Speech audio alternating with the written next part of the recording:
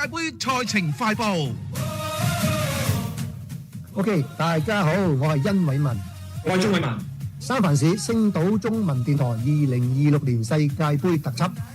阿鍾老細，我哋又講下呢個世界盃啦。咁我哋講翻下2010年南非嘅世界盃嗰個揭幕戰，佢嘅東道主咧就係南非啦，當然。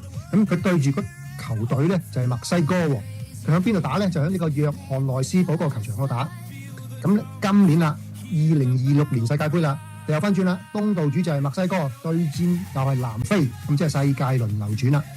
咁2010年咧，南非嘅世界盃揭幕戰咧，梗係南非對墨西哥啦。當時咧就上半場應該就平手嘅，咁下半場咧南非先入一粒，咁墨西哥咧隨後又入一球，咁1-1打成平手嘅。好啦，今屆嘅墨西哥做東道主啦，天時地利人和都佔盡優勢。咁比賽嗰個球場咧喺墨西哥城，佢嗰個球場嘅名咧就係阿茲特克體育場，海拔嘅高度咧就係2240米，大約係7350英尺咁高。咁至於地理個環境啦佔盡優勢㗎啦，球場咧高原啫，就海拔就7000幾尺嘅，高原反應空氣稀薄南非國家海拔咧由3900尺至到5900度嘅，南非嘅球員咧係有啲難度，我覺得咁唔多唔少都會影響嘅。呢一座球場咧個海拔高啦，係咪？佢仲有一個特點嘅，就係佢已經係今次咧係第3次喺呢個球場度打呢個開幕戰㗎，所以咧佢就創造咗一項歷史嘅紀錄㗎。咁前兩次分別咧就係1970年同埋1986年㗎。咁至於南韓對於捷克咧，都係同樣遇到呢個問題，球場咧係喺高原地嘅。冇錯。咁我哋睇睇呢一個球場啦。呢個球場咧都係喺呢個高原地嘅，就係呢個南韓對捷克。嗰個球場嘅名咧叫阿克倫體育場。佢喺邊度咧？喺墨西哥嘅哈里斯科州，海拔高度係1560米。雖然佢係冇第一嗰個球場咁高，但係呢個都係屬於係中海拔嘅球場嚟㗎。喺6月份咧，正正咧就係呢個墨西哥嘅夏季啊。咁球場高溫海拔高喎，嗰個氣氧咧就降低喎。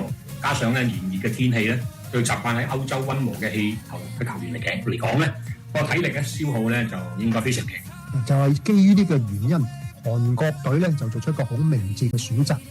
佢首先咧就飛嚟呢個美國嘅猶他州鹽湖城，進行咗為期3個星期嘅高原適應性訓練。咁期間咧，佢仲進行咗2場封閉式嘅熱身賽，以係幫助呢個球員去提前適應呢個高原氣候㗎。咁講到呢度啦，呢一場波，鍾老闆，你會點睇墨西哥對呢一個南非咧？